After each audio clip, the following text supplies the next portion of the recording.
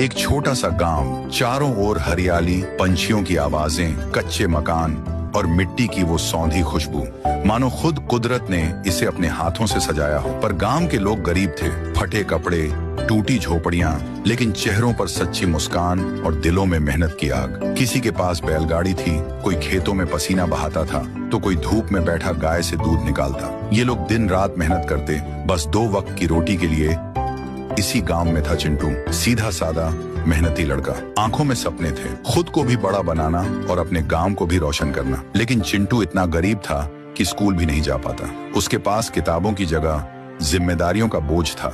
उसके पिता शराब पीते थे। चिंटू की आंखों में आंसू आते थे जब पिता गाली देकर सो जाते। घर चलाने की जिम्मेदारी चिंटू पर थी। वो खेतों से चोरी छुपे फूल तोड़ता है और फूल को टोकरी में डाल के फिर सड़क किनारे फूल रख के बेचने लगता है। लेकिन किसी ने कुछ खरीदा नहीं, सब आगे निकल जाते।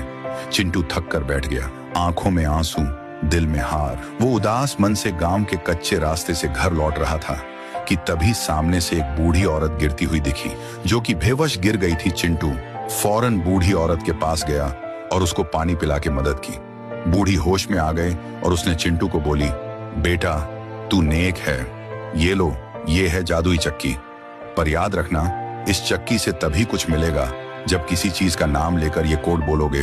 घूम जा मेरी किस्मत, चमक जा मेरा नसीब। चिंटू घर लाया, चक्की घुमाई और बोला, पैसे, घूम जा मेरी किस्मत, चमक जा मेरा नसीब। कुछ ही पलों में चक्की के चारों ओर सोना, पैसे, गहने भर गए। धीरे धीरे चिंटू अमीर हो गया, बंगला, गाड़ी, सब कुछ। लेकिन दिल वैसा ही रहा। उसने गांव को भी बदला, स्कूल बनवाया, सबकी मदद की। पर एक आदमी उसकी तरक्की से जल गया। एक रात वो चिंटू के बंगले में घुस के चोरी से वो चक्की उठाकर अपने घर पर लाता है। अगली सुबह उसने बोला, दौलत से भी बड़ा कुछ दो, और कोड बोला, घूम जा मेरी किस्मत, चमक जा मेरा नसीब। लेकिन चक्की से निकल पड़े हजारों जहरीले कीड़े। वो आदमी तड़पता रहा और वहीं उसकी मौत हो गई। तात्पर्य, नेक कामों का फल कभी खाली नहीं जाता और लालच का अंजाम हमेशा बुरा होता है।